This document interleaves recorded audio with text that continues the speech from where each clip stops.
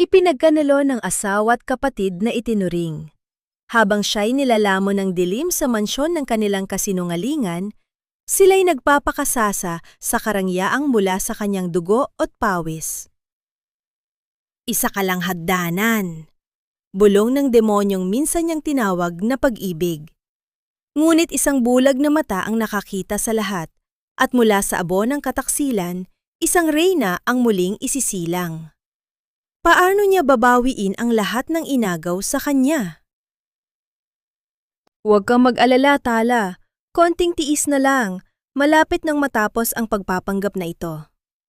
Ang mga salitang iyon, binitawan sa isang malamig at pamilyar na boses mula sa sala, ay tila mga patalin na yelo na tumusok sa pandinig ni Hiraya. Nakatayo siya sa harap ng kalan, hinahalo ang makapal at malinam ng nasarsa ng kare-kare, ang paboritong ulam ni Alon na dahan-dahan niyang pinalambot sa loob ng 3 oras. Ang amoy na nilutong mani at bagoong na umaalingasaw sa buong kusina ay ang amoy ng kanilang Biyernes. Isang ritual ng pagmamahal, isang tradisyon na sinimulan niya mula pa noong una silang nagsama. Ito ang kanyang paraan ng pagsasabing, "Mahal kita," nang hindi gumagamit ng mga salita. Ito ang kanyang santuwaryo. Ngunit sa isang iglap, ang santuwaryo ay gumuho. Naramdaman niya ang unti-unting panlalamig ng kanyang mga kamay, na tila ang init mula sa kalan ay hindi na sapat upang abutin ang naninigas niyang mga daliri. Ang sandok na kanyang hawak ay bumigat. Ang mga salita ni Alon ay umalingaw-ngaw sa kanyang isipan, paulit-ulit. Bawat pag-uulit ay mas malinaw, mas masakit. Pagpapanggap. Malapit nang matapos, tala. Isang mahinang kalansing ang narinig sa sahig na gawa sa marmol, na sinundan ng pagkalat ng kulay kape na sarsa, na tila isang sugat na bumuka sa kaputian nito. Nabitiwan niya ang pinggan na pagsasalinan sana niya ng ulam, ngunit hindi man lang niya namalayan. Ang kanyang mga mata ay nakapako sa kawalan, sa pader sa pagitan ng kusina at ng sala, na tila kaya niyang aninagin ang kasinungalingang nagaganap sa kabilang panig. Ang dating mabangong amoy ng pagkain ay biglang naging nakasusuklam. "Love? Anong nangyari?" Ang boses ni Alon ay malapit na ngayon, puno ng pag-aalala na dati nagpapakalma sa kanyang puso, ngunit nayo'y nagdudulot na ng kilabot. Mabilis siyang yumuko upang damputin ang nabasag na pinggan, ngunit naunahan siya ng asawa. "Hayaan mo na, ako na dyan, baka masugatan ka pa," sabi ni Alon. Ang kanyang mga mata ay nagpapakita ng pag-aalala. Hinawakan nito ang kanyang kamay. "Nanginginig ka. Are you okay?" Tumango si Hiraya, isang pilit na paggalaw ng ulo na tila kinakalawang. "Napaso lang ako kanina." Pagsisinungaling niya, hinugot ang isang ngiti mula sa kung saan man sa kalooban niyang nawawasak. Ang kanyang boses ay garalgal ng bahagya. "Gutom ka na ba? Saglit lang ito." "Kahit hindi na, love." "Wow, smells amazing!" Puri ni Alon. Hinalikan siya sa no at tiningnan ang niluluto. "The best talaga ang asawa ko." Ang bawat salita ng papuri ay dagdag na patalim. Pinanood niya ang asawang magpunta sa hapagkainan, umupo na tila walang anumang bigat na dinadala. Nagpatuloy si Hiraya sa kanyang ginagawa. Ang kanyang mga kilos ay mechanical na. Ang isip ay lumilipad sa malayo. Binubuo ang muka ng isang babaeng naggangalang Tala. Ang batang designer na siya mismo ang kumupko. Tinuring na parang nakababatang kapatid. Matapos ang hapunan, isang hapunan ng mga pilit na ngiti at mga kwentuhang walang kaluluwa, si Alon ay dumiretso sa kanilang silid upang magpahinga. Gaya ng dati, iniligpit ni Hiraya ang lahat. Kinuha niya ang Amerikanang isinuot ni Alon na nakasabit sa likod ng silya, handa nang ilagay sa laundry basket. Ngunit sa pag-angat niya nito, isang tupi-tuping piraso ng papel ang nahulog mula sa bulsa at tahimik na lumapag sa sahig. Dinampot niya ito. Isang resibo. Ang kanyang mga mata ay mabilis na tumakbo sa mga nakasulat na detalye at ang bawat salita ay isang dagok sa kanyang dibdib. Ang pangalan ng isang mamahaling alhasan sa syudad. Ang petsa, noong 1 linggo lang. At ang pinakamasakit sa lahat, ang deskripsyon ng binili. Isang kuwintas na may palawit na tala. Isang bituin para sa isang tala. Hindi para sa kanya. Nakatayo si Hiraya sa dilim ng kanilang silid-tulugan, pinapanood ang mahimbing na pagtulog ni Alon. Ang malakas at pantay nitong paghinga ay ang tanging tunog na bumabasag sa katahimikan. Sa kanyang mga kamay, ang maliit na piraso ng papel ay nanginginig. Hindi ito isang resibo lamang. Ito ay isang hatol. Isang katibayan ng isang mundong binuo niya sa pagmamahal na ngayon ay unti-unting ginuguho ng isang kasinungalingan. Gaano katagal na niyang hawak ang isang anino? Ang tanong ay bumulong sa kanyang isipan.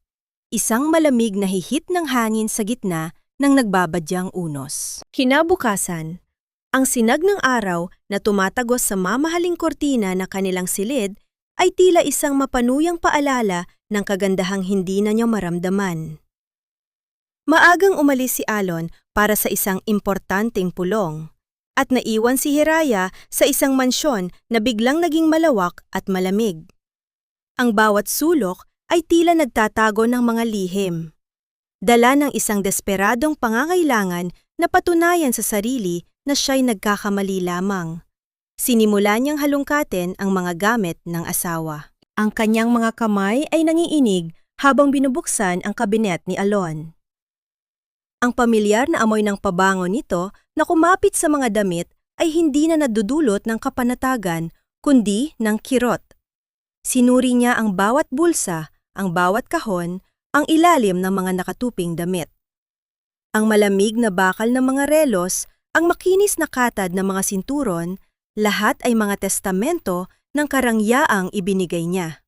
Ngunit wala ni Anino ng isang kuwintas. Aba, Hiraya, para kang nakakita ng multo. Halos mapatalon si Hiraya sa biglaang pagsulpot ni Tija Dory sa may pintuan ng silid. May dala itong tasa ng kape. Ang mukha nito ay puno ng pekeng pag-aalala. Maaga ka yatang nagising para magligpit? O may hinahanap ka? Wala po, Tija. Tinitingnan ko lang kung may kailangan ng ilabada. Mabilis na sagot ni Hiraya, isinara ang pinto ng kabinet. Ganon ba? Sabi ni Tija Dory, humigop ng kape habang ang mga mata ay mapanuring gumagala sa paligid. Alam mo, Hiha, napapansin ko lang, nitong mga nakaraang araw, parang lagi kang balisa. Medyo nagiging makakalimutin ka na rin yata. Ang mga salita ay tumama na parang sampal. Bago pa man makasagot si Hiraya, dumating si Alon, mas maaga kaysa sa inaasahan. Nang silang dalawa na lang ang naiwan sa silid, kinuha ni Hiraya ang lahat ng kanyang lakas. Inilabas niya ang resibo mula sa kanyang bulsa at ipinakita ito sa asawa. Alon, ano ito? Tiningnan ni Alon ang resibo at sa isang iglap, nakita ni Hiraya ang bahagyang panlalaki ng kanyang mga mata bago ito napalitan ng isang kalmadong pagtataka. Pagkatapos ay isang malambing na tawa ang kumawala sa mga labi nito. Isang tawang nagpatindig ng balahibo ni Hiraya. Love naman, you ruined the surprise, sabi ni Alon, kinuha ang resibo at niyakap siya. Para sa'yo yan, syempre. Itinago ko lang. Anniversary ng pamanang galang sa susunod na buwan, di ba? Advance gift ko na sana. Pero, naguguluhang sabi ni Hiraya. Shh! Putol ni Alon, inilagay ang isang daliri sa kanyang labi. Huwag mo nang isipin. Alam kong pagod ka lang. Di ba napag-usapan na natin to? Nasabi ko, may sorpresa ako sa'yo? Walang ganoong pag-uusap, sigurado siya. Ngunit ang paraan ng pagsabi ni Alon, ang kalmado at mapagmahal nitong tono, ay nagtanim ng isang nakalalasong binhi ng pagdududa sa kanyang isipan. Baka nga nakalimutan ko lang? Baka nga dala lang ito ng pagod. Pumasok muli si Tija Dory na may ngiti sa labi. Hay nako, sabi ko na nga ba? Masyado mo kasing inistress ang sarili mo, Iya. Ayan, tuloy. Pati sorpresa ng asawa mo, nagiging problema pa. Naiwan si Hiraya na tulala. Hawak ang mga salita ni na Alon at Tija Dory, habang ang katotohanan sa kanyang puso ay unti-unting lumalabo. Nang mag-isang buli sa katahimikan ng kanilang library, binuklat ni Hiraya ang isang lumang photo album. Naroon ang mga larawan nila ni Alon noong nagsisimula pa lang sila. Payat, puno ng pangarap, nakangiti sa gitna ng isang maliit na apartment na pinagsasaluhan. Ang kanilang mga mata ay sumisigaw ng pag-ibig na totoo. Inaaplos niya ang isang litrato kung saan nakayakap sa kanya si Alon. Saan at kailan nagsimulang mag-iba ang lahat? Kinabukasan sa opisina, habang dumadaan siya sa design department, isang kislap ang pumukaw sa kanyang pansin. Napahinto siya. Doon, nakatayo si Tala, nakikipagtawanan sa ibang mga empleyado. At kumikinang sa kanyang leeg ang isang pamilyar na palawit, isang bituin. Nagkasalubong ang kanilang mga mata. Numiti si Tala, isang matamis, ngunit puno ng kahulugang ngiti, habang ang kanyang mga daliri ay marahang humahaplos sa kuwintas na nakasabit sa kanyang leeg. Nanigas si Hiraya sa kanyang kinatatayuan. Hindi siya makahinga. Ang lahat ng pagdududa, lahat ng pagkalito, ay biglang naglaho at napalitan ng isang nagyayalong katiyakan. Ang ngiting iyon ay isang pag-amin. Ang kuwintas ay isang bandera ng kanilang kataksilan. At sa sandaling yon, alam niyang hindi siya nababaliw. Sinaksak siya ng harapan. Ang malamig na katotohanang idinulot ng ngiti ni Tala ay bumalot kay Hiraya na parang isang kumot na yelo sa loob ng maraming araw. Nagpatuloy siya sa kanyang mga gawain, isang reyna sa kanyang paggawaan ng seda, ngunit sa loob-loob niya, siya'y isang aliping bihag ng sariling kalungkutan. Kailangan niya ng kasagutan.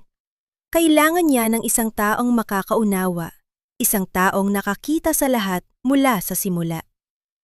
At iisa lang ang pumasok sa kanyang isipan. Sa isang tahimik na hapon, habang abala ang lahat, nilapitan niya si Ate Cora, ang pinakamatanda at pinakarespetado manghahabe sa pamanang galang.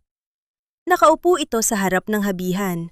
Ang kanyang mga kamay ay sanay na sanay sa pagsasayaw sa mga sinulid na seda, na tila kabisado na nito ang bawat hibla.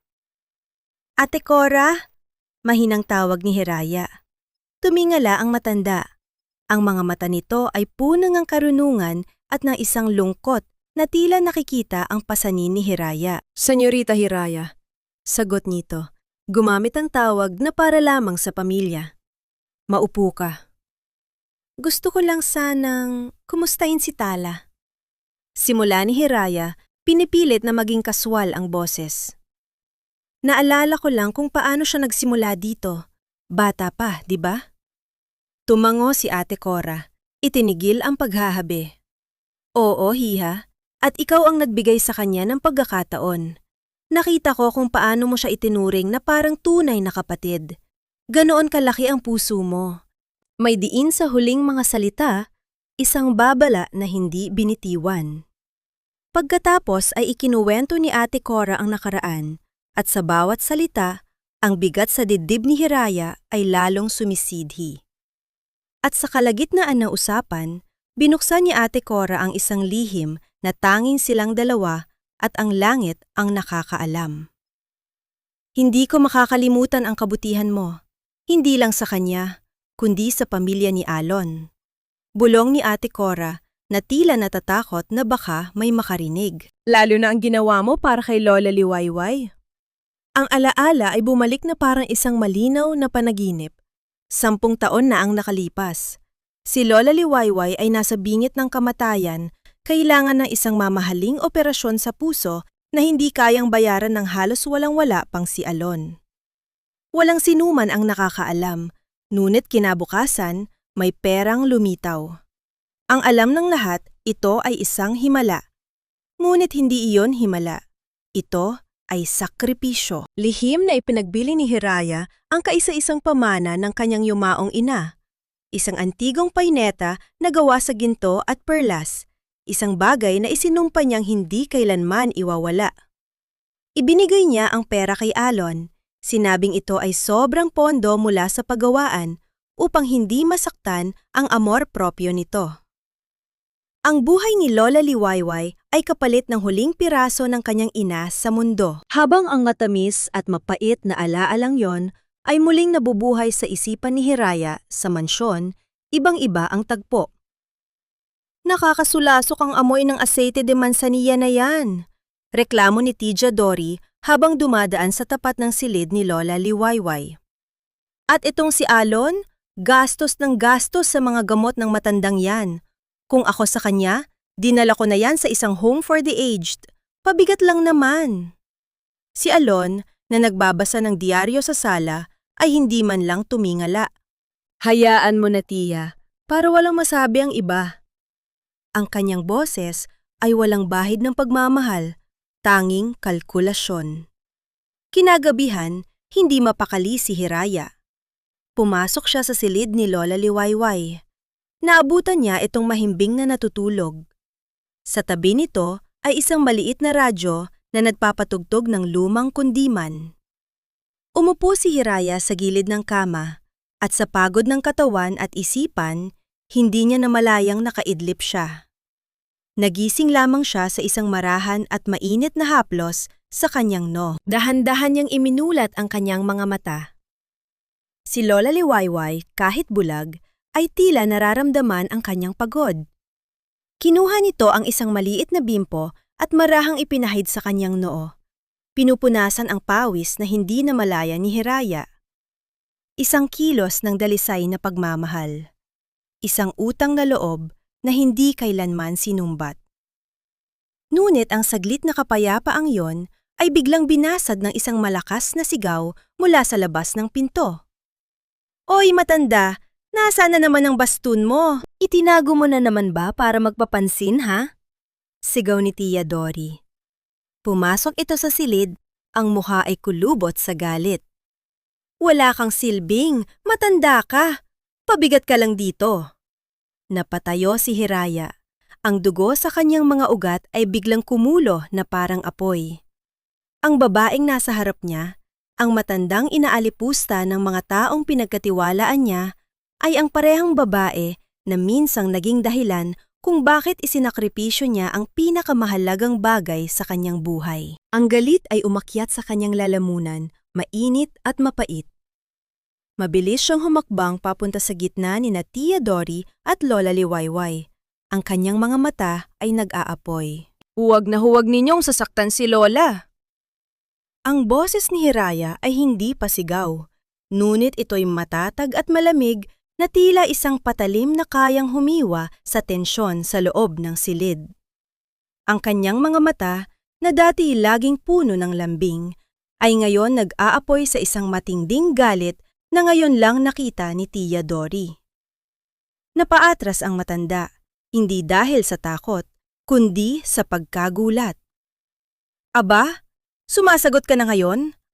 At sino ka para pagsabihan ako? Kadugo ko ang inaalagaan ko, habang ikaw ay isang dayo lang." "Isang dayo na nagpapakain at bumubuhay sa inyo sa loob ng bahay na ito." Ganti ni Hiraya. Ang bawat salita ay may bigat. Sa gitna ng kanilang pagtatalo, dumating si Alon na naakit ng kanilang matataas na boses. Ang kanyang mukha ay nagpapakita ng pagkainis, hindi pag-aalala. "Ano na namang gulo ito?" tanong niya. Ang tingin ay nasa kay Hiraya.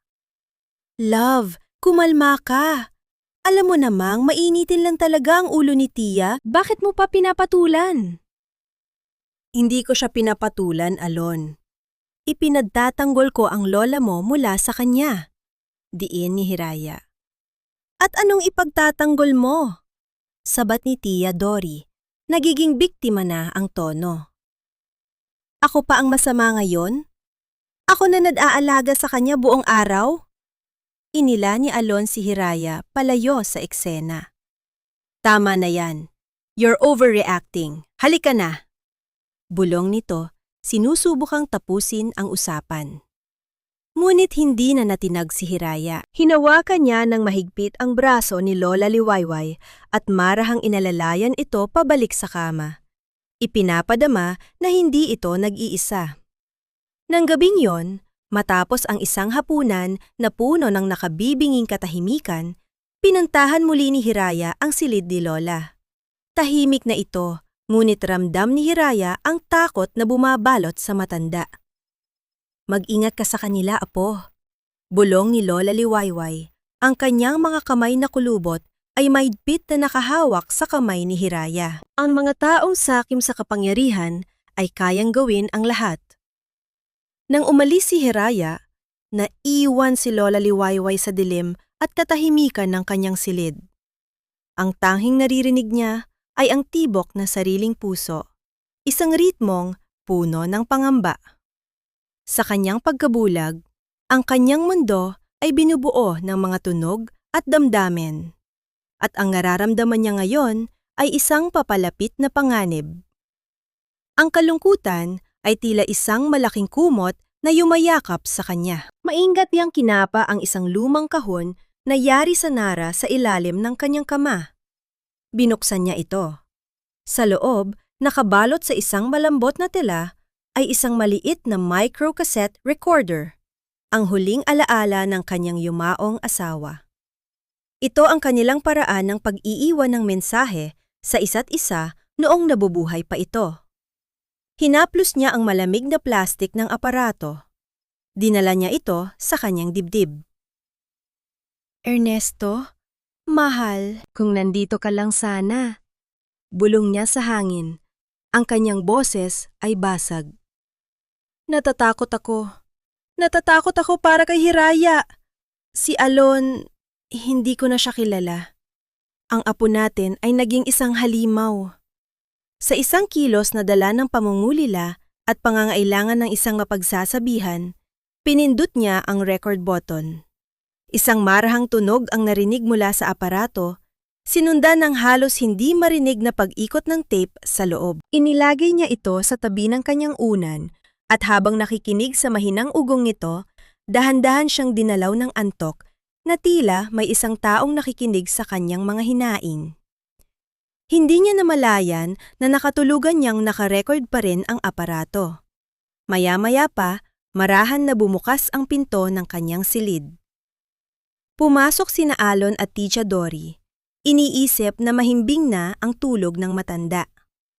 Sigurado ka ba sa plano mo sa party, Alon? Narinig ni Lola ang bulong ni Tita Dory. Oo naman, Tia. Iyon na ang pinakamagandang pagkakataon.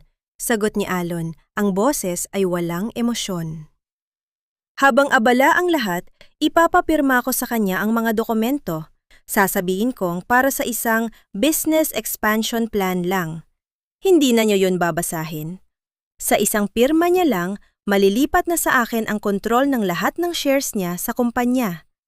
Pagkatapos noon, wala na siyang silbi.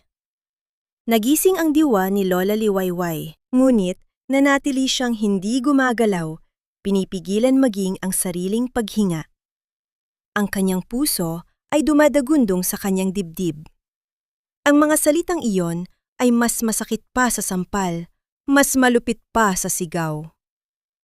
Sa ilalim ng kanyang kumot, kinapa niya ang kanyang rosaryo at sa tabi nito, ang maliit na recorder na tahimik na umiikot, nilalamon at itinatago ang bawat nakalalasong salita. Ang kanyang kamay ay nanghinginig habang mahigpit niya itong hinahawakan. Siya, ang bulad na saksi, ay nakarinig ng lahat. Baka naman kailangan mo na talagang magpatingin sa doktor, love. Hindi na normal ang pagiging makakalimutin mo. Ang boses ni Alon ay malambot, tila isang haplos ng sutla. Ngunit para kay Hiraya, bawat salita ay parang isang malamig na pako na ibinabaon sa kanyang pagkatao. Nakatayo sila sa gitna ng kanilang malawak na sala. Hawak ni Hiraya ang isang antigong kwaderno ng mga disenyo, ang pamana ng galang na pinakaingatan niya. ngunit blanko ang kanyang isipan. Sigurado ako, Alon. Inilagay ko ang mga susi ng vault sa ibabaw ng lamesang ito kagabi. Bulong ni Hiraya. Ang kanyang boses ay nanginginig sa pagkalito. Hinanap ko na sa lahat ng dako, pero wala.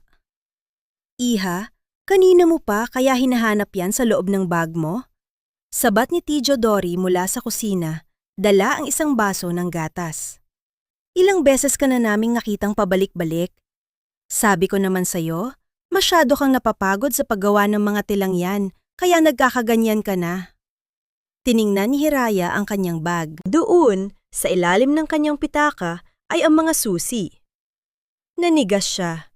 Sigurado siyang wala yon doon kanina. Paulit-ulit niya itong tiningnan. Hinalungkat ang bawat bulsa. Ngunit ngayon ay nandoon na ito, na tila pinagtatawanan ang kanyang katinuan. Ang pakiramdam na unti-unti siyang nawawala sa sarili ay tila isang malapot na putik na humihila sa kanya pailalim. "See, nandyan nang pala!" ani Alon, lumapit sa kanya at marahang hinaplos ang kanyang buhok. "I'm just worried about you, Hiraya. Baka kailangan mo munang mag-leave sa opisina. Ako na muna ang bahala sa lahat." Hindi ko pwedeng iwan ng workshop, giit ni Hiraya, kahit na ang kanyang mga binti ay tila nanlalambot. Sa gitna ng kanyang kalituhan, ang tanging takbuhan ni Hiraya ay ang kanyang habihan. Doon, sa gitna ng amoy ng tina at tunog ng mga kahoy na naguumpugan, nararamdaman niyang buhay siya. Hinaplos niya ang mga hibla ng pulang seda na kasalukuyang hinahabi. Ang bawat hibla ay matatag. Totoo, hindi katulad ng mga salitang naririnig niya sa loob ng kanyang bahay. Ito ang kanyang golden moment. Ang sandali kung saan ang kanyang mga kamay ay nakikipag-usap sa diwa ng kanyang mga ninuno, humihingi ng lakas na huwag tuluyang bumigay sa dilim. Ngunit maging ang kanyang santuwaryo ay pinasok ng kaaway. "Ang ganda naman yan, Ate Hiraya. Bagay na bagay sa akin para sa anniversary party." Boses ni Tala ang narinig niya. Lumingon si Hiraya at nakita ang batang designer na nakasandal sa pintuan. Suot pa rin nito ang kwintas na may bituin. Ang presensya ni Tala ay parang isang lason na dahan-dahang kumakalat sa hangin. "Hindi ito para sa'yo, Tala," malamig na sagot ni Hiraya. "Sayang naman, alam mo namang favorite ni Alon ang pula," sagot ni Tala. Ang mga mata ay puno ng mapanuyang kislap. "By the way, Alon told me to check the inventory. Sabi niya kasi, baka may mga bagay ka na namang nakakalimutang ilista." Ang bawat salita ay sadyang idinisenyo upang sugatan ang kanyang tiwala sa sarili. Gumuho ang mundo ni Hiraya. Nararamdaman niya ang panginginig ng kanyang mga balikat. Gusto niyang sumigaw. Gusto niyang ituro ang kuwinta sa leeg nito at sabihing alam niya ang lahat. Ngunit ang takot na baka sabihin nilang nag-iilusyon lang siya ang pumipigil sa kanya.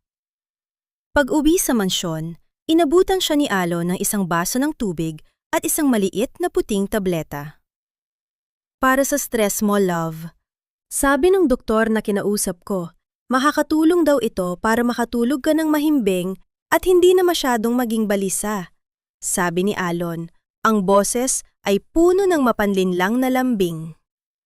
Tiningnan ni Hiraya ang tableta. Ito ba ang gamot sa kanyang sakit? O ito ang magiging gapos sa kanyang tuluyang pagbagsak? Sa isang tabi, sa dilim ng pasilyo, nakatayo si Lola Liwayway. Naririnig ng matanda ang lahat. Ang plastik na tunog ng pagbukas ng bote ng gamot, ang mabigat na paghinga ni Hiraya, at ang mapanlinlang na tibok ng puso ng kanyang sariling apo. Gusto niyang sumigaw. Gusto niyang sabihing, "Huwag, Hiraya!" Ngunit ang kanyang dila ay tila nakagapos sa takot para sa buhay ng babaeng itinuturing niyang anak. Ininom ni Hiraya ang gamot. Ang tubig na dumaloy sa kanyang lalamunan ay tila kasing pait ng kanyang kapalaran. Dahan-dahang bumigat ang kanyang mga pilik mata. Ang paligid ay nagsimulang umikot Ang mga pader ng mansyon ay tila lumalapit upang siya ay ikulong sa isang ginintuang hawla. Bago siya tuluyang mawalan ng malay, narinig niya ang mahinang bulong ni Alon sa kanyang tainga. "Matulog ka na, Hiraya. Pagkagising mo, wala ka nang kailangang alalahanin pa. Akin na ang lahat." Ang mga salitang iyon ay naiwan sa kanyang isipan, isang sumpa na bumaon sa kanyang huling hibla ng malay. Sa ilalim ng kanyang unan, ang resibo ng alahas ay wala na doon. Ninakaw na nila pati ang kanyang ebidensya, naiwan siyang mag-isa sa gitna ng isang bagyong siya lang ang nakakakita. Hindi ka na kailangan sa bahay na ito, matanda. Masyado ka ng maraming alam at masyado ka ng malaking pabigat sa mga plano namin.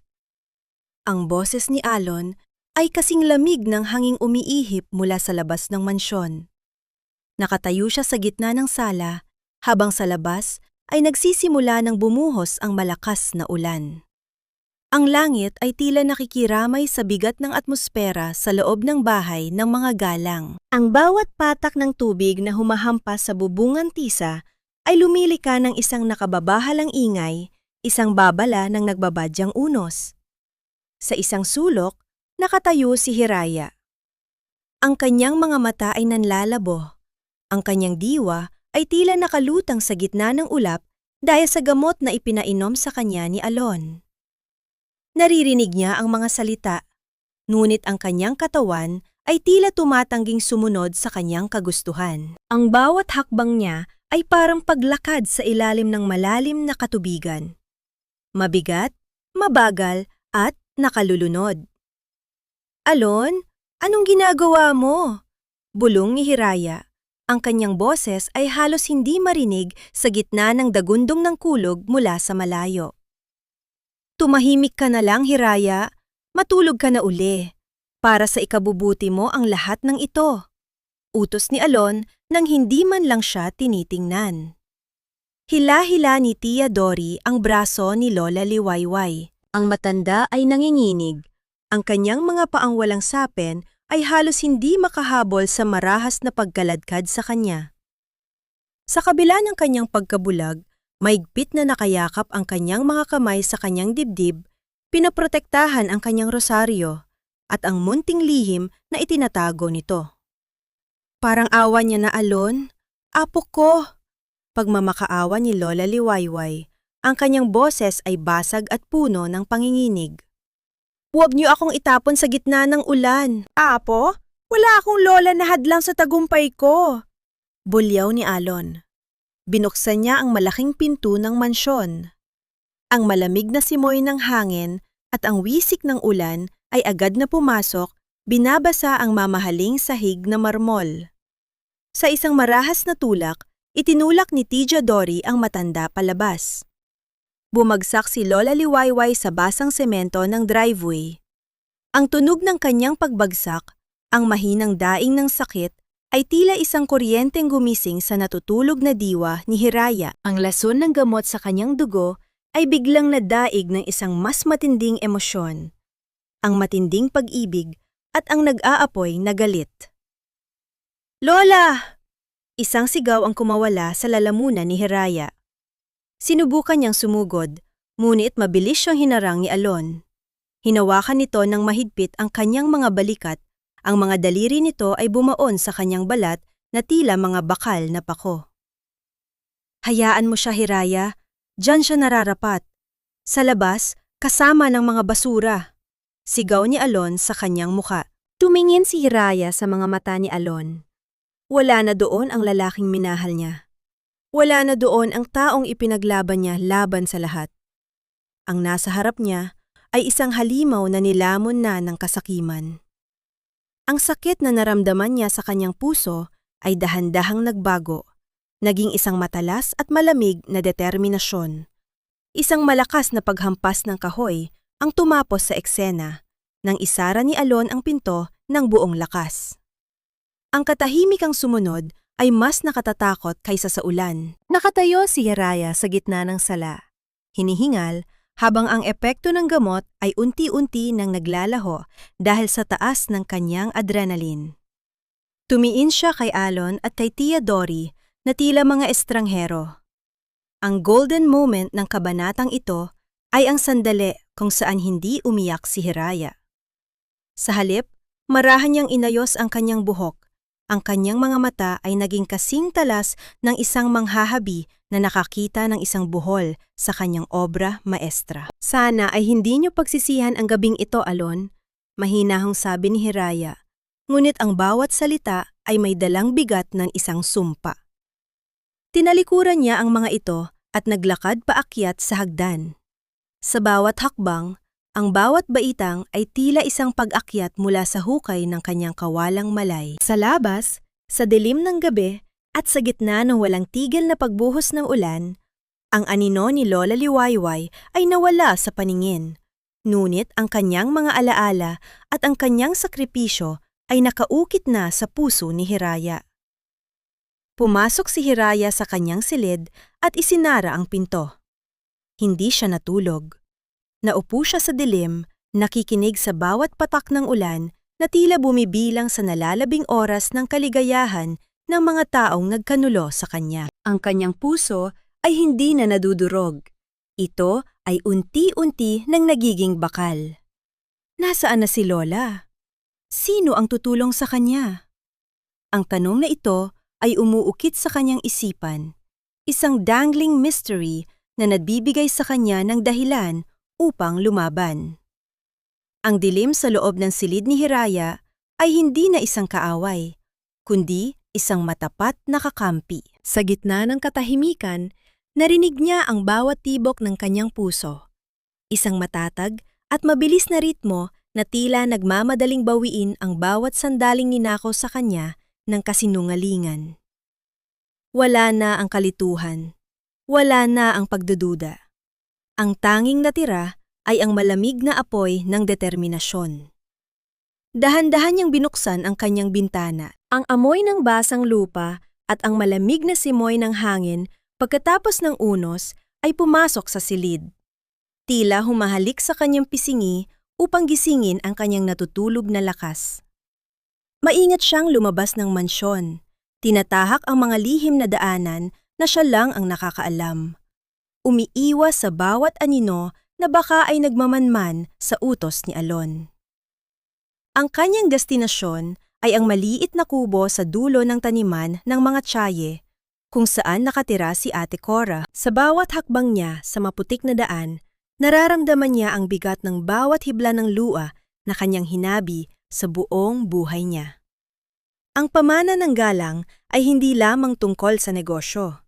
Ito ay tungkol sa danggal, at ang danggal na iyon ay kasalukuyang niyuyurakan ng mga taong pinakain niya ng kanyang kabutihan.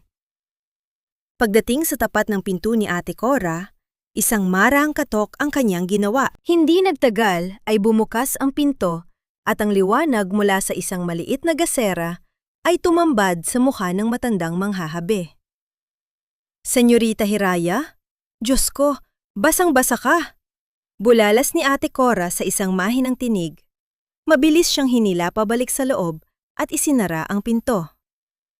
Ate Cora, si Lola Liwayway. Itinapon siya ni Alon sa labas kanina. Bungad ni Hiraya.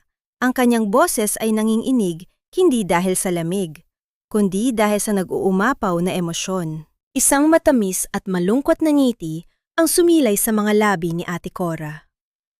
Huwag kang mag-alala, Hiha. Narito siya. Hindi ko siya hinayaang manatili sa gitna ng ulan. Dinala ni Ate Cora si Hiraya sa isang maliit na silid sa likod. Doon, nakahiga si Lola Liwayway sa isang papag, nakabalot sa isang makapal na kumot. Ang matanda ay gising. Ang kanyang mga kamay ay mahigpit na nakahawak sa kanyang rosaryo. Nang marinig ang yabag ni Hiraya, dahan-dahang itinaas ni Lola ang kanyang nangiinig na kamay.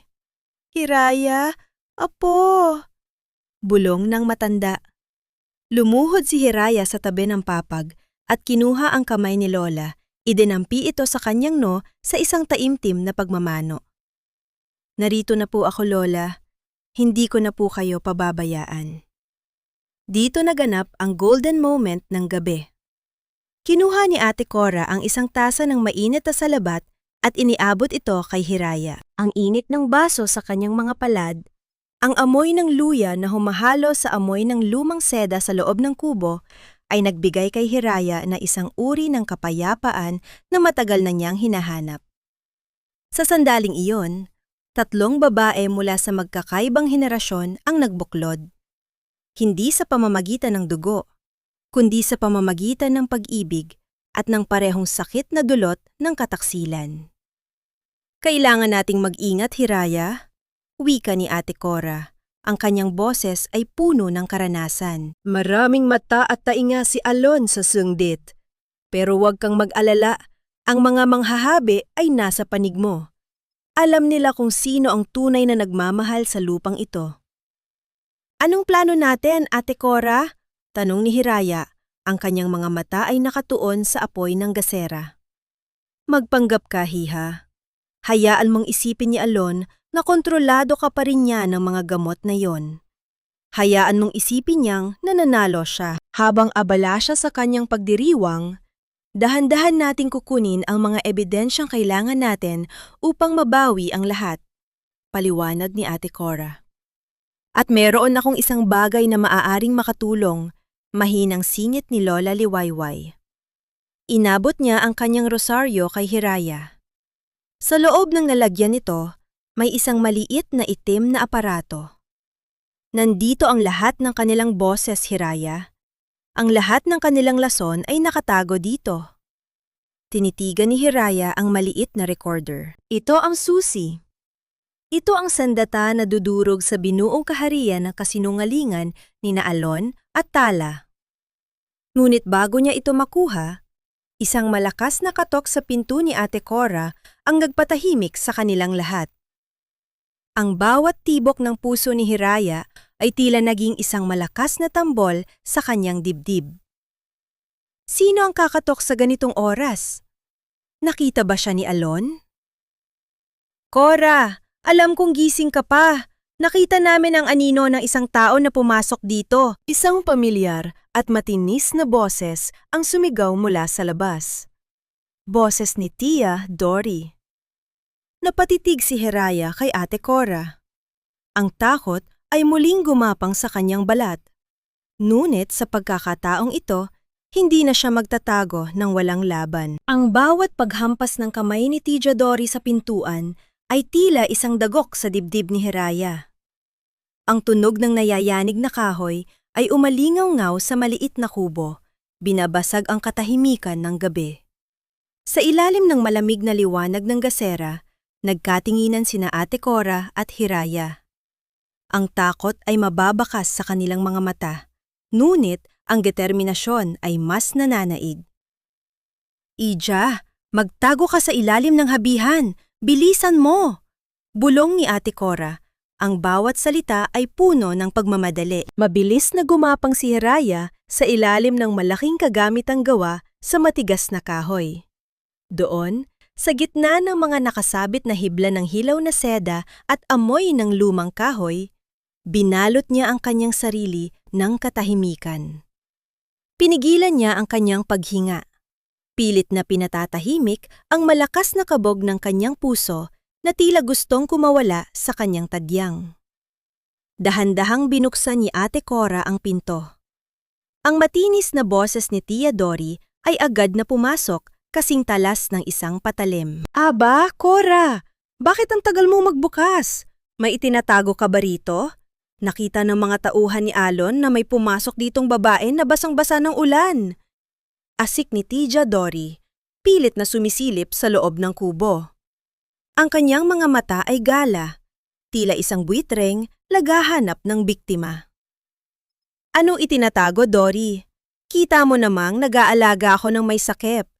Si Lola Liwayway, dinala ko rito dahil hindi ko matis na makita siyang nakahandusay sa putikan. Matapang na sagot ni Ate Cora. Ang kanyang boses ay hindi nanginghinig, isang harang nagawa sa katotohanan laban sa kasinungalingan. Pumasok si Tia Dory at lumapit sa papag kung saan nakahiga ang matanda. Tiningnan niya si Lola Liwayway nang may pandidire. Ang dumi-dumi ng matandang ito. Dapat ay hinayaan mo nga lang siya doon. Anyway, nasaan ang babaeng pumasok dito? Sigurado kaming si Hiraya iyon.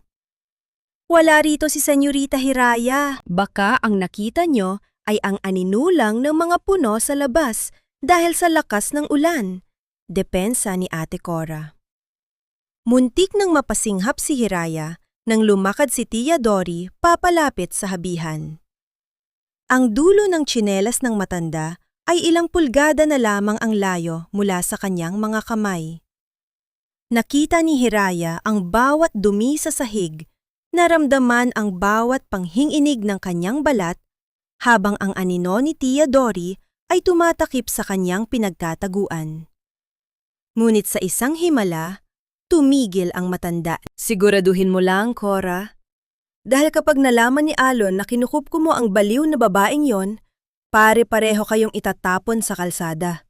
Banta ni Tia Dory bago marahas na lumabas at isinara ang pinto ng buong lakas. Ang tunog ng pag-alis ng kanyang mga yabag sa maputik na lupa ay ang hudyat ng pansamantalang kaligtasan. Dahan-dahang lumabas si Hiraya mula sa kanyang pinagtataguan. Ang kanyang muka ay maputla. Ngunit ang kanyang mga kamay ay mahigpit na nakahawak sa maliit na recorder na ibinigay ni Lola Liwayway. Ito ang golden moment ng gabi, ang sandali kung saan ang tatlong babae ay muling nagtipon-tipon sa paligid ng maliit na gasera. Ang kanilang mga anino ay nagsasama-sama sa dingding, tila isang sumpa ng katapatan. Pakinggan na natin, Hiraya. Oras na para malaman mo ang lahat.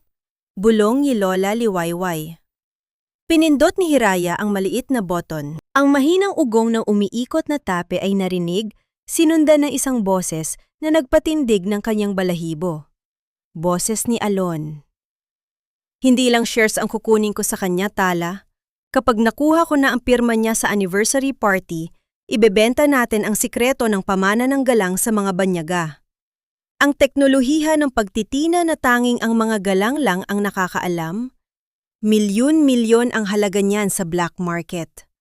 Pagkatapos noon, susunugin natin ang workshop, sasabihin nating aksidente lang dahil sa kapabayaan ni Hiraya. Sino ang maniniwala sa isang babaeng sira ang isip?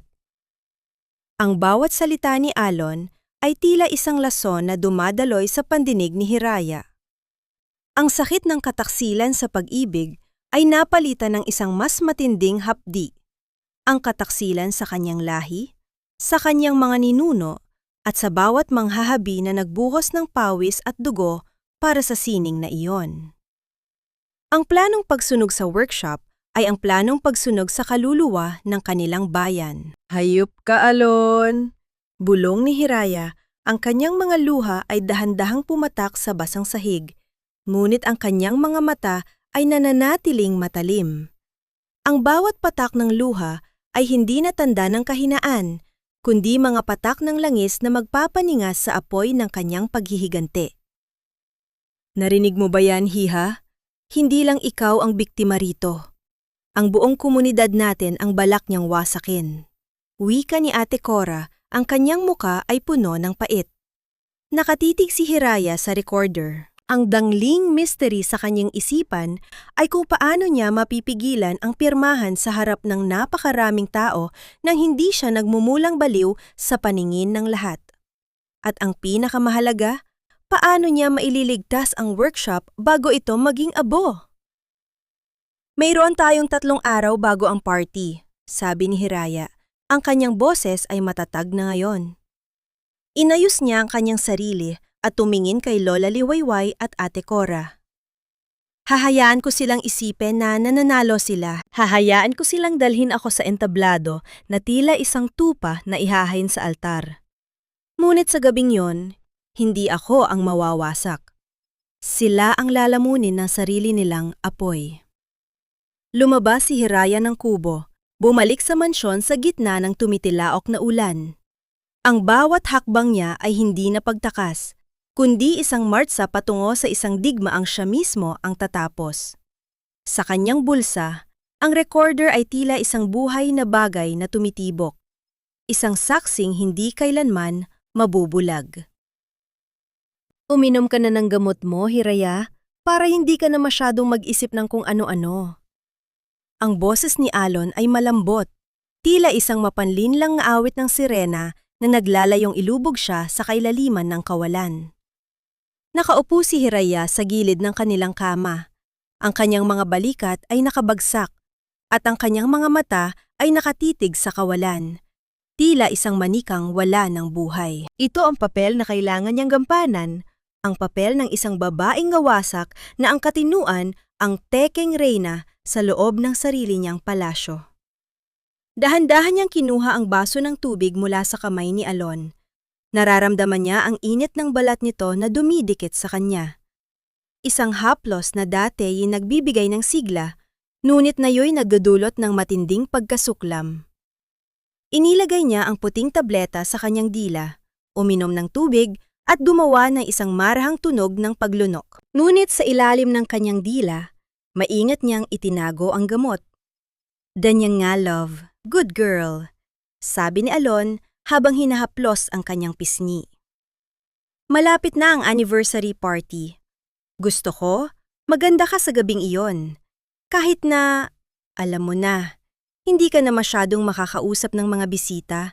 Ang mahalaga ay naroon ka sa tabi ko." "Salamat, Alon.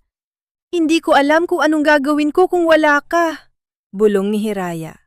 Ang kanyang boses ay garalgal at mahina, sapat na upang mapaniwala ang asawa sa kanyang ganap na pagpapasakop. Nang lumabas si Alon ng silid, mabilis na iniluwa ni Hiraya ang tableta sa isang tissue at itinago ito sa ilalim ng kanyang kutson, kasama ng iba pang mga gamot na hindi niya ininom sa nakalipas na 2 araw. Ang bawat minutong lumilipas ay isang pagsubok sa kanyang tatag. Kailangan niyang tiisin ang bawat mapanuyang tingin ni Tia Dory at ang bawat pakitang taong pag-aalaga ni Tala. Kinabukasan, sa loob ng workshop, nagsimula na ang paghahanda para sa malaking pagdiriwang. Ang mga manghahabi ay abala sa pag-aayos ng mga dekorasyon, ngunit sa bawat sulyap nila kay Hiraya, may halong lungkot at katanungan ang kanilang mga mata. Si Ate Cora ay nananatiling matatag, palihim na nagbibigay ng mga senyas kay Hiraya na ang lahat ay ayon sa plano. Dito naganap ang golden moment ng kabanatang ito. Habang ang lahat ay abala sa kabilang bahagi ng workshop, lumapit si Hiraya sa kanyang paboritong habihan. Hinaplos niya ang kahoy na pinakinis ng panahon at ang mga hibla ng lua na nagsisimula ng mabuo bilang isang obra maestra.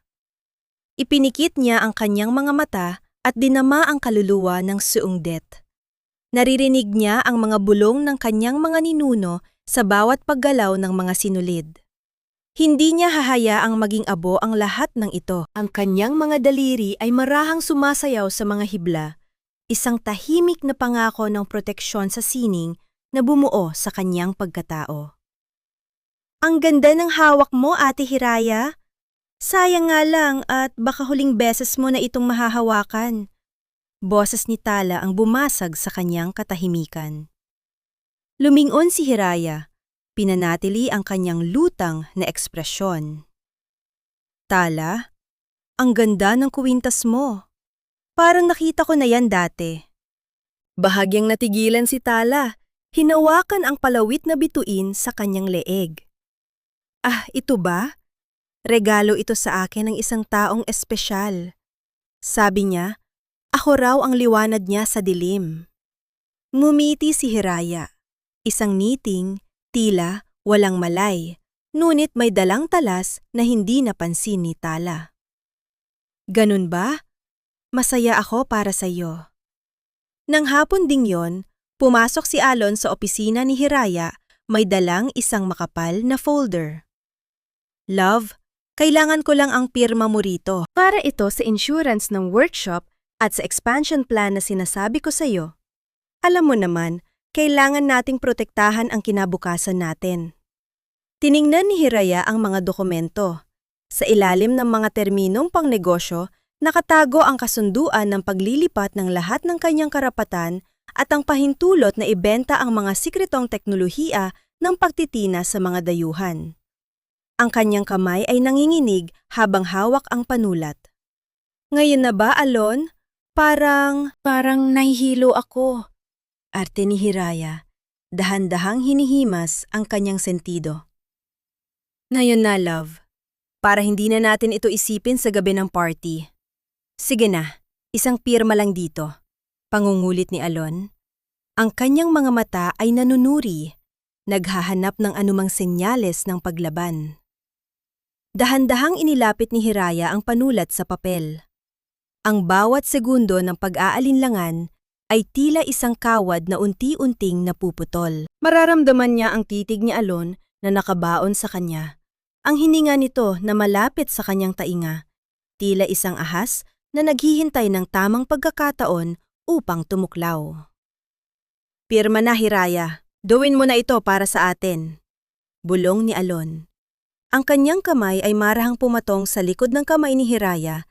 Ginagabayan ito patungo sa linyang may markang X. Pirma na, Hiraya. Isa na lang ito at matatapos na ang lahat ng paghihirap mo. Magagawa mo ng magpahinga ng walang iniisip. Ang boses ni Alon ay ganoon pa rin, malambing, puno ng mapanlinlang na malasakit at tila isang gamot na pampatulog. Ngunit para kay Hiraya, ang bawat salitang lumalabas sa bibig ng kanyang asawa ay tila malapot na lason na sinusubukang bumalot sa kanyang leeg. Nakatayo siya sa harap ng mesa. Ang dulo ng panulat ay nakadikit na sa puting papel. Ang bawat patak ng tinta na unti-unting kumakalat sa hibla ng papel ay tila dugong umaagos mula sa kanyang sariling mga ugat. Naramdaman ni Hiraya ang bigat ng titig ni Alon na nakabaon sa kanyang likuran. Sa labas ng bintana, ang mga kuliglig ay nag-aawitan ng isang malungkot na himig, tila na bababala sa nagbabadyang gabi. Ang kanyang kamay ay sadyang nangiinig, hindi dahil sa takot, kundi dahil sa matinding pagtitimpi. Nahihilo ako, Alon. Parang umiikot ang paligid. Mahinang bulong ni Hiraya. Sa isang biglaang kilos, binitiwan niya ang panulat at hinayaan itong gumulong sa sahig, kasabay ng kanyang pagsuway sa sariling katawan. Marahan siyang napasandal sa mesa, itinumba ang baso ng tubig na naroon. Ang malamig na likido ay mabilis na kumalat, binabasa ang mga dokumento na pilit na ipinapapirma sa kanya. Ano ba? Hiraya! Isang malutong na mura ang kumawala kay Alon. Nawala ang kanyang maskara ng pagiging mapagmahal. Marahas niyang hinablot ang mga basang papel. Tingnan mo ang ginawa mo! Ang tanga-tanga mo na talaga! Hindi sumagot si Hiraya. Nanatili siyang nakapikit, nagkukunwaring nawawalan ng malay habang ninanamnam ang bawat salitang mapanait na lumalabas sa bibig ng lalaking minahal niya ng labis. Ang peking Reyna ay kailangang maging matatag. Sa ilalim ng kanyang mga pilik mata, nakita niya ang galit na anyo ni Alon bago ito padabog na lumabas ng silid upang kumuha ng pamalit na dokumento. Dumating ang gabi ng anibersaryo. Ang buong paligid ng mansyon at ng sungdet ay nababalot ng mga kumukutitap na ilaw. Ngunit para kay Hiraya, ang bawat liwanag ay tila isang mata na nagmamanman sa kanya. Isang golden moment ang naganap sa harap ng salamin. Suot ni Hiraya ang isang simpleng puting bestida, ngunit sa kanyang kalooban, suot niya ang baluti ng kanyang mga ninuno. Hinaplos niya ang kanyang leeg, kung saan wala ang kuwintas na may bituin. Ngunit naroon ang hindi nakikitang pilat ng kataksilan. Ready ka na ba, love? This is our night. Sabi ni Alon na pumasok sa silid, nakasuot ng mamahaling Amerikana. Ang kanyang ngiti ay abot hanggang tainga. Ang ngiti ng isang taong naniniwalang hawak na niya ang buong mundo. Handa na ako, Alon, sagot ni Hiraya.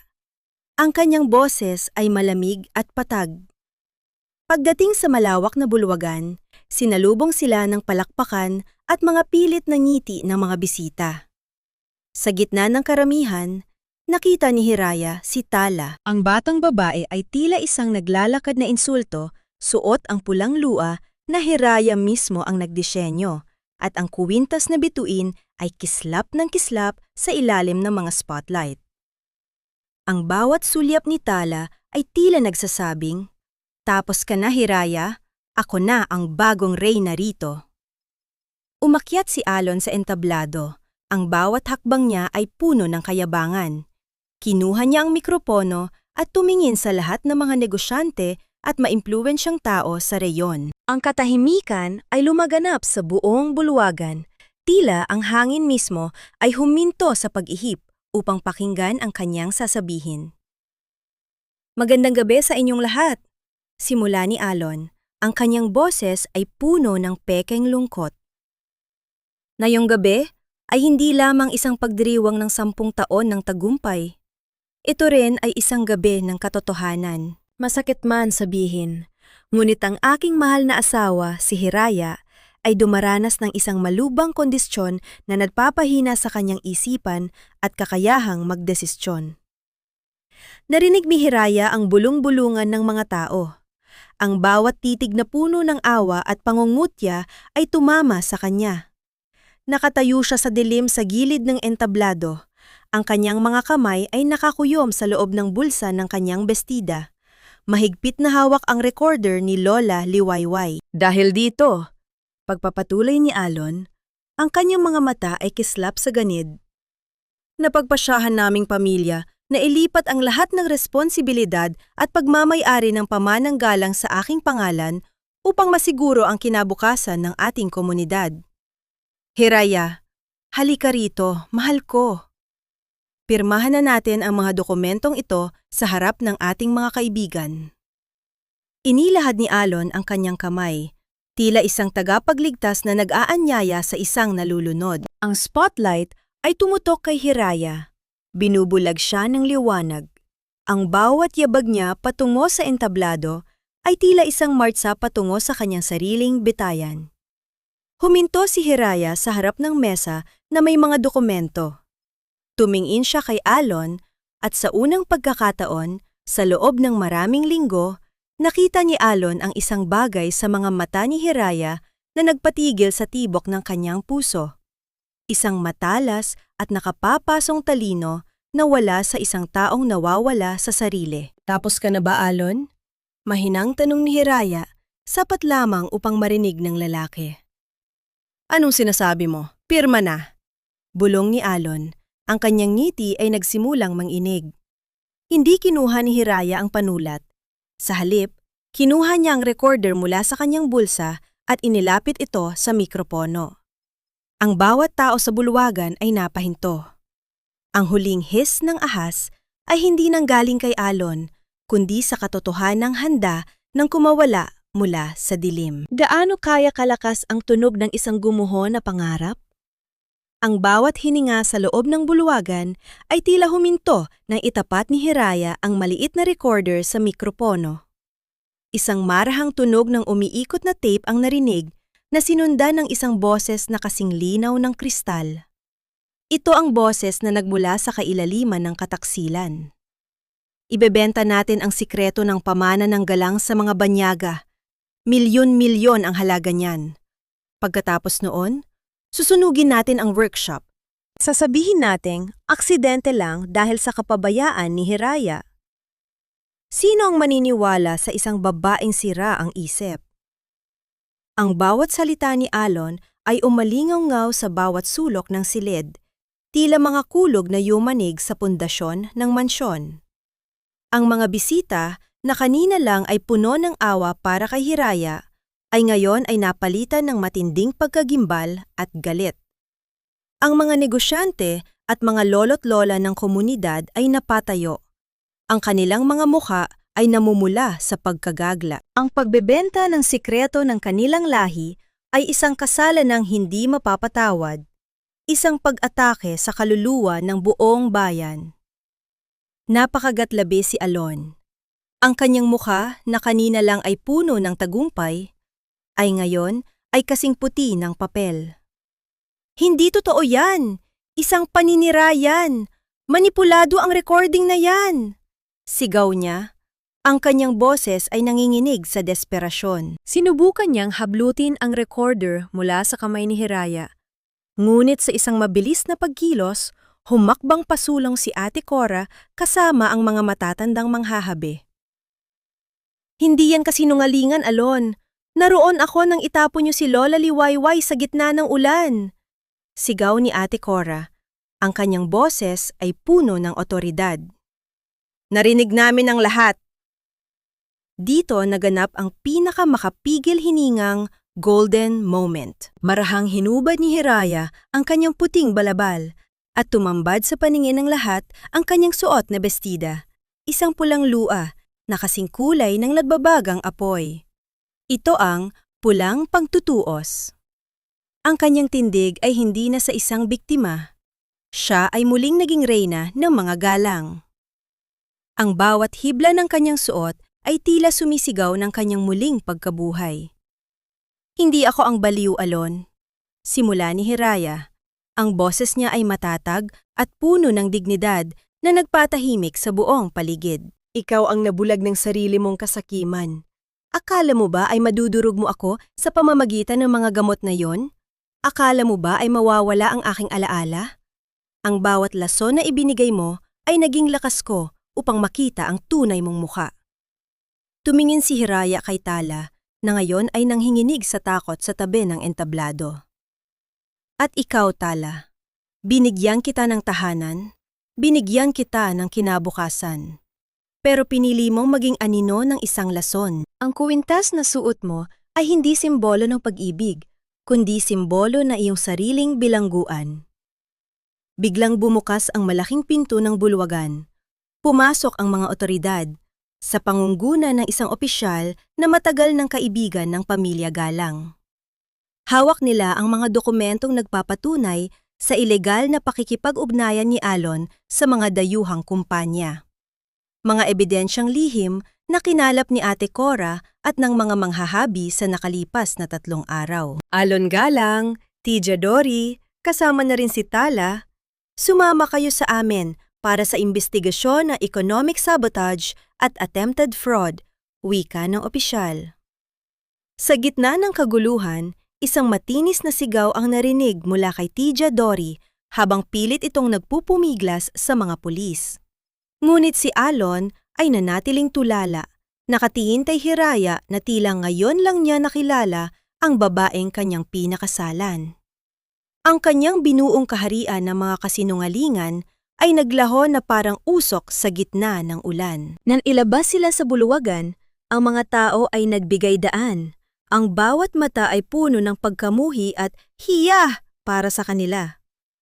Ang kahihiyang ito ay ang pinakamabigat na parusa sa kulturang kanilang kinalakihan. Nakatayo si Hiraya sa gitna ng entablado, hingal na hingal, ngunit malaya. Nararamdaman niya ang init ng mga luha sa kanyang mga mata. Ngunit sa pagkakataong ito, ang mga luha ay hindi na ng sakit, kundi ng paglaya. Lumapit sa kanya si Ate Cora at marahang hinawakan ang kanyang balikat. Sa labas, ang bukang liwayway ay nagsisimulang sumilip. Binabasag ang kadiliman ng pinakamahabang gabing naranasan ni Hiraya. Tapos na ang pagpapanggap, Alon. Ngayon, ang sining ng mga galang ay mananatiling malinis at tapat. Ang gulong na ito sa kanyang isipan ay ang huling paalam sa lalaking minsang naging mundo niya. Ang umaga, pagkatapos ng unos, ay laging may dalang kakaibang katahimikan. Isang uri ng katahimikan na hindi nakabibingi, kundi nagpapahilom. Sa malawak na lupain ng mga galang, ang hamog ay marahang yumayakap sa mga puno ng tiyay at ang unang sinag ng araw ay tila mga gintong daliri na humahaplos sa mga luntiang dahon. Ang hangin ay malinis, wala na ang amoy ng lason at kasinungalingan na dating bumabalot sa bawat sulok ng mansyon. Nakatayo si Hiraya sa balkonahe. Suot ang isang simpleng puting bestida na gawa sa pinakapuro at malambot na seda. Wala na ang mabigat na pasanin sa kanyang mga balikat. Ang kanyang mga mata, bagaman may bahid pa ng pagod, ay nagniningning sa isang bagong uri ng pag-asa. Sa kabilang panig ng bayan, ang balita tungkol sa pag-aresto kay Alon at Tia Dory ay mabilis na kumalat na parang apoy. Ang hiya na kanilang idinulot sa kanilang sariling pangalan ay ang pinakamabigat na rehas na kailanman ay hindi nila matatakasan. Para sa isang pamayanan na nagpapahalaga sa katapatan at utang na loob, ang kanilang ginawa ay isang mansa na mananatili sa alaala ng mga tao sa loob ng mahabang panahon. Si Alon, ang lalaking nang arap ng mundong ginto, ay nagtapos sa isang malamig na rehas, yakap ang kanyang sariling kawalan. Isang marahang katok sa pinto ang bumasag sa pagmumuni-muni ni Hiraya. Pumasok si Ate Cora, dalang isang maliit na itim na notebook. Iha, nakita ito ng isa sa mga manghahabi sa ilalim ng mesa ni Tala sa opisina. Wika ni Ate Cora, iniabot ang notebook. Para sa iyo raw ito. Binuklat ni Hiraya ang mga pahina. Doon, sa sulat kamay ni Tala na puno ng panghinginig, ay nakatala ang lahat.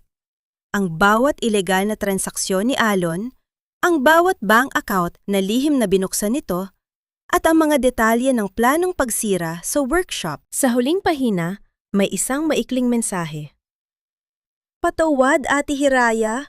Nabulag ako sa mga pangako ng isang taong hindi marunong magmahal. Sana ay sapat na ito para mabawi mo ang lahat.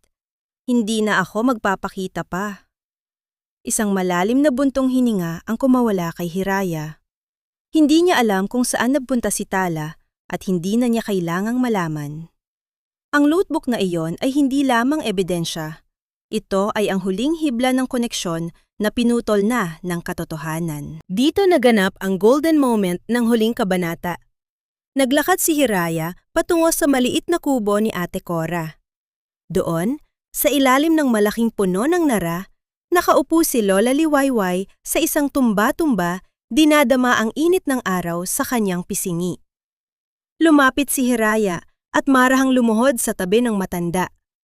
Kinuha niya ang nanginginig na kamay ni Lola at hinalikan ito ng may dalisay na paggalang. Lola, maayos na po ang lahat. Tayo na po ang magkasama ngayon.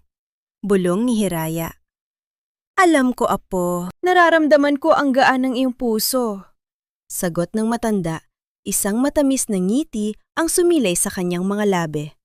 Sa sandaling iyon, ang dalawang babaeng kapwa nasaktan ng iisang tao ay natagpuan ang kapayapaan sa piling ng isa't isa. Ang utang na loob ay hindi na isang pabigat, kundi isang matibay na tulay ng tunay na pamilya. Pagbalik sa workshop, hinarap ni Hiraya ang lahat ng mga manghahabi. Ang tunog ng mga habihan na muling nagsisimulang gumalaw ay tila isang masayang kanta ng pagkakaisa. Mula ngayon, anunsyo ni Hiraya, ang kanyang boses ay puno ng determinasyon. Ang pamanang galang ay hindi na lamang tungkol sa ating sining. Ito ay magiging isang pundasyon, isang tahanan para sa bawat babaeng nakaranas ng sakit at pang-aabuso.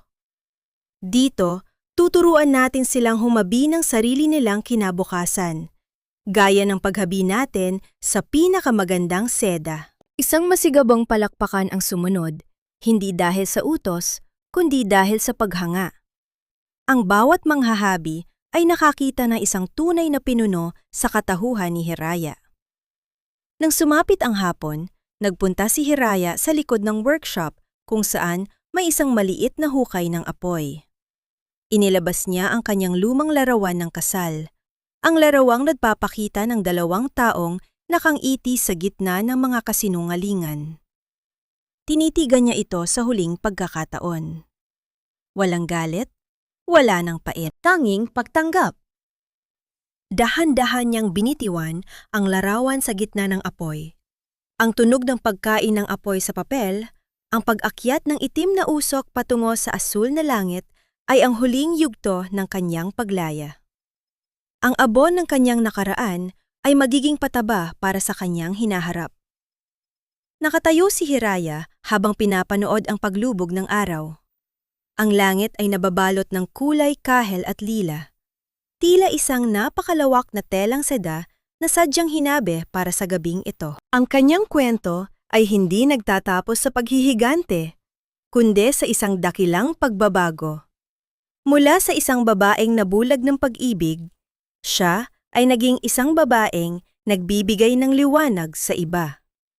Ang bukas ay hindi na isang panaginip, kundi isang hibla ng katotohanan na ako mismo ang hahabi.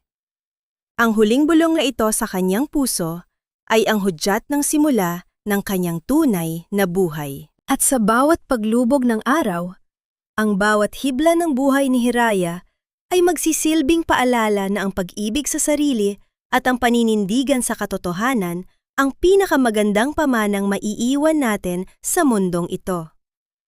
Maraming salamat sa inyong taos-pusong pakikinig at pagsama sa akin hanggang sa huling sandali ng kwentong ito. Habang binuubuo ko ang bawat kabanata ng buhay ni Hiraya, lalo na sa mga sandaling dumanas siya ng matinding pait, at nang makita ko sa aking isipan ang malupit na pagtatapon kay Lola Liwayway sa gitna ng ulan, ay tila nadudurog din ang aking puso. May mga gabing tila nararamdaman ko ang lamig ng ulan at ang bigat ng kataksilan na pasan ng ating bida. Ang kwentong ito ay higit pa sa isang kataang isip. Ito ay nagmula sa mga tunay na damdamin at inspirasyon mula sa mga matatanda nating manghahabi na nakilala ko at sa mga kababaihang hinarap ang pinakamalalakas na bagyo ng buhay ng mag-isa, ngunit muling bumangon ng may higit na ningning. Nais kong ipaabot sa inyo na ang bawat sakit ay parang isang buto na kailangang ibaon sa dilim upang sa huli ay sumibol bilang isang matatag na puno. Ang pagpapatawad ay hindi laging nangangahulugan ng pagbabalik sa dati, kundi ang pagpapalaya sa sarili mula sa gapos ng nakaraan upang makita ang ganda ng bukang liwayway. Ngunit bago tayo tuluyang magpaalam sa mga galang, lais kong iwan sa inyo ang isang katanungan na naglaro sa aking isipan habang sinusulat ang huling pagtutuos. Sa gitna ng lahat ng kasamaang ginawa ni Alon, naniniwala ba kayo na ang lahat ng tao ay may karapatan pa sa pangalawang pagkakataon kung sila ay tunay na magsisisi? O may mga sugat ba na sadyang napakalalim upang tuluyang mahilom ng panahon? Sana ay nagustuhan ninyo ang paglalakbay na ito.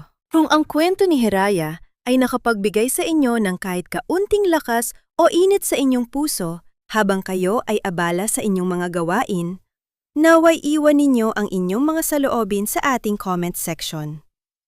Huwag ninyong kalimutang i-like at i-share ang video na ito upang mas marami pa tayong maabot ng mga pusong kailangang makarinig ng mensahe ng pag-asa at pagbangon.